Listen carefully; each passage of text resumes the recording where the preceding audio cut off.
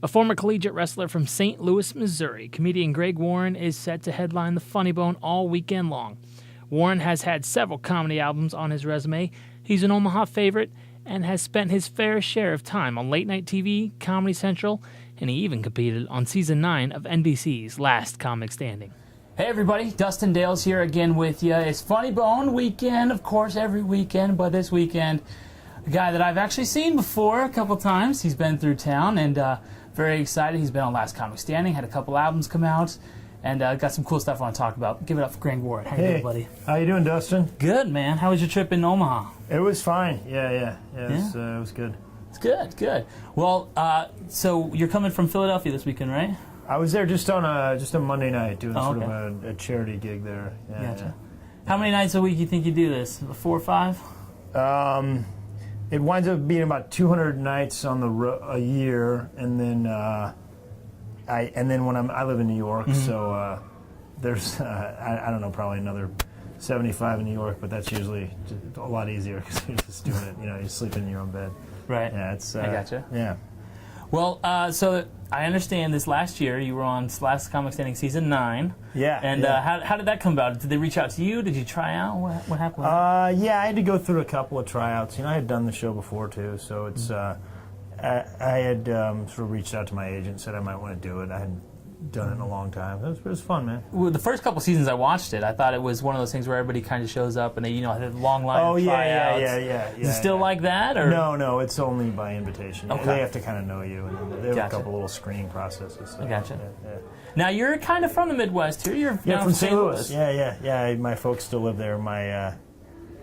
I'm visiting them for Christmas for like 10 days, but they're doing well. My father is recently retired. Oh yeah. He's bored. he's got one hobby, man. He likes going out to eat and getting a deal and bragging about it.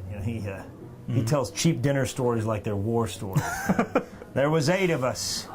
Everybody had an entree. Everybody had at least 2 drinks. Your mother had 5. How much you think we paid?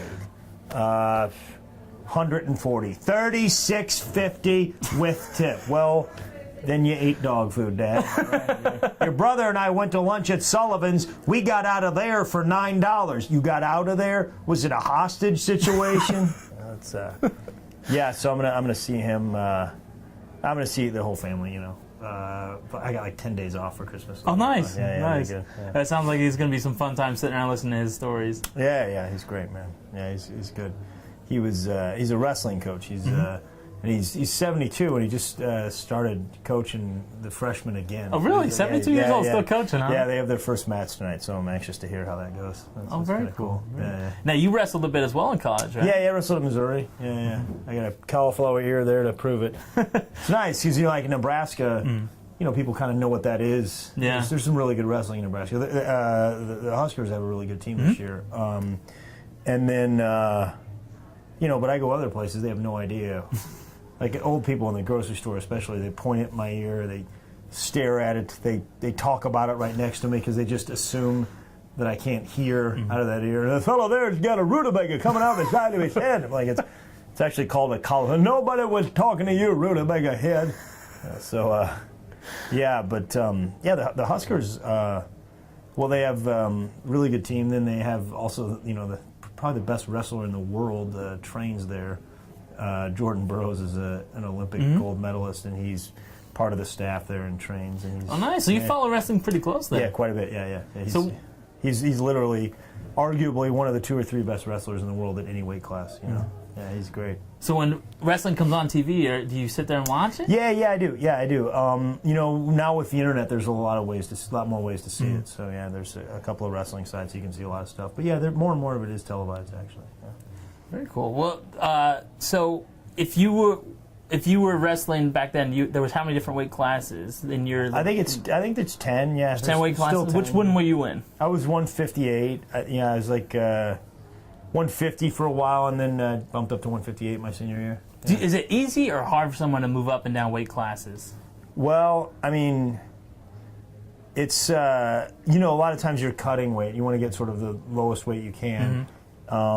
But I had to move up because it was just too much of a cut. But it was a different world back then. They the weigh-ins back then were you had like 5 hours before you had to wrestle. Now you have to wrestle like an hour later, so you can't cut quite as much weight. It's one of the ugly things about the sport, frankly. Is there anything that you learned in your wrestling career that you tie over into your comedy career? Yeah, I mean, how to handle, failure, failure and adversity. Yeah, I mean, I think it's something I did pick up on. There's and then mostly that. It's just sometimes things aren't going to work out, and you just got to start again the next day. Now, another thing in your background that I thought was pretty interesting is you went to military school. Is that right? Yeah, I did. I went to West Point. West Point. We're talking quite a while ago. My first year of college. Yeah, yeah. It was. I went for 1 year, and then I left. I'm what they call in the Army a quitter. Quitter. Yeah. How did you end up at West Point? I think I got recruited to wrestle there, and I sort of just heard about it from the coach, and it sounded.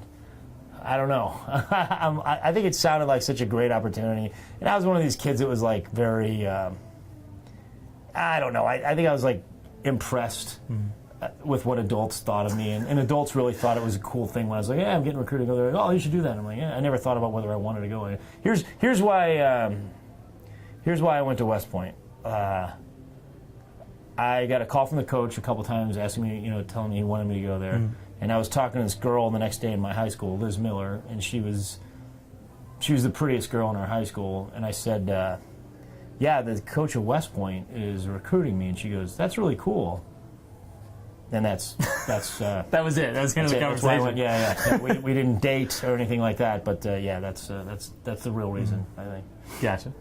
So college football's just wrapping up. Do you follow college football very well? Yeah, casually. I mean, Missouri's so bad this year that I don't follow it as much as normal. But at least you're not a Kansas fan, though. That'd have been rough. Yeah, they're terrible. That'd have been rough. See? Well, but there's no expectations there. Missouri's been really good for the last several years, so we have expectations now. I mean, as the Huskers too, Yeah, it's been a rough season for us. New coach, and things started off pretty rocky, but we slowly picked up towards the end. I mean, you had a big win over Michigan State. That was a very, very big win. And yeah, it's interesting. I pull for you guys somewhat. Yeah? Not if they're playing Missouri, but and actually not this year because tomorrow is Saturday would have been the Big Ten championship game for you guys, and nobody would have come to my show. So you guys, I played for like a year in high school. I played my senior year, and I think my favorite guy in football is that the assistant high school football coach. The guy that. Like he's been at the school for like 50 years, and he doesn't know anything about football. He just interrupts the head coach during the pregame speech. The coach will be like, all right, guys, bring it in. Listen up. For some of you seniors, this may be the last time you ever played football. So I suggest you go out there on that field, and guys, we need to get those permission slips signed for the banquet. Because there's 89 of you boys, and only 11 of you turned them in. That's not going to cut it, fellas. I love you guys, but we are not going to have a banquet. Let's get them turned in. That's all I got, Coach. Back to you. The coach is like, thank you, Larry. Guys, like I was saying, the only way we win this game is we leave it all on the field. You understand me? Leave everything.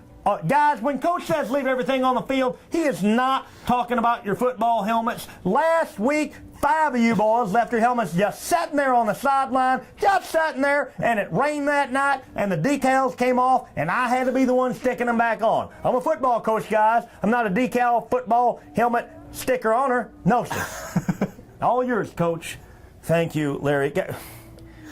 Guys, this is the last thing I'm going to say. That whistle's going to blow in about 10 minutes, and when it does, I want you fired up. I want 11 crazy men on that field. Crazy is fine on the field, guys, but once you get back on that school bus, you need to settle it down because the driver's got a lot of responsibility. He doesn't need a bunch of yahoos jump. Oh, shut up, Larry. Shut up. I don't care if you are my wife's idiot brother. I swear to God, if she leaves me over this, it'll be worth it.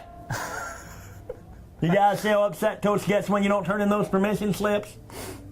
I think you got a career. You got a backup career. Think so? I do. Useless high school football coach. Exactly. Yeah. I think I could do well with that. Yeah. Does that tie over to wrestling too? You get wrestling coaches like that ever? Yeah. We had. They're sort of even weirder characters. The assistant wrestling coaches. Some of them are the guys that like know more about wrestling than the head coach, but they're just too weird to be the head coach. You know, they're just like they just don't keep them away from the parents. Just let them teach the kids wrestling. That's they're like wrestling junkies, but they have no social skills whatsoever. Some of them. Yeah. So after you leave Omaha, what do you got coming up after Omaha? I think I'm going back to New York for a couple of days, and then I go to Indianapolis next week at some point. Yeah. Okay. Yeah. Any big projects you got coming up you're working on? No, just kind of sort of, every now and then, every few years, I put out an album, and sort of coming up on where I don't think about it too much. I put an album out a few years ago, and now I'm kind of like, I think I might have the makings of an album. Like I think I might be a year away, so I'm starting to sort of, I don't think you should be obsessed about putting an album out, so I just sort of been working on what I think is funny for the last few years, and now I kind of have sort of the beginnings of what an album might be. So, I'm hoping to sort of shape that over the next year and put something out. Yeah. And can they find your stuff on iTunes and yeah, there's a bunch of stuff online and on iTunes. Yeah, perfect. It's pretty easy to find me. Greg Warren's going to be in town all this weekend at the Funny Bone, a couple shows each night. Make sure you go out and check out at least one show. He's definitely an Omaha favorite. So make sure you go check him out. Thank you very much, Greg, for your time. Yeah, nice to meet you. And, we might not be the Tonight Show, but there was one little thing I wanted to try with you. They do little games every now and again, so Absolutely. I thought maybe we could do a best of 3 paper, rock, scissors, see how that goes. Oh, sure, yeah. See if you can take me down, all right? Yeah, absolutely. Yeah, let's do 1, 2, 3, shoot. Standard rules. One, Now two, are we three. shooting after 3 or on 3? After 3, so Okay. 1, 2, 3, shoot type of thing, all right? Let's try it again. Yeah. All right, this is the WWT Paper, Rock, Scissors Challenge. Okay. Greg Warren. All right, ready? Hold on, real quick. So it's 1, 2, 3, then we do it. Okay. Yes. All right. Let's see. Gotcha. All right. Ready?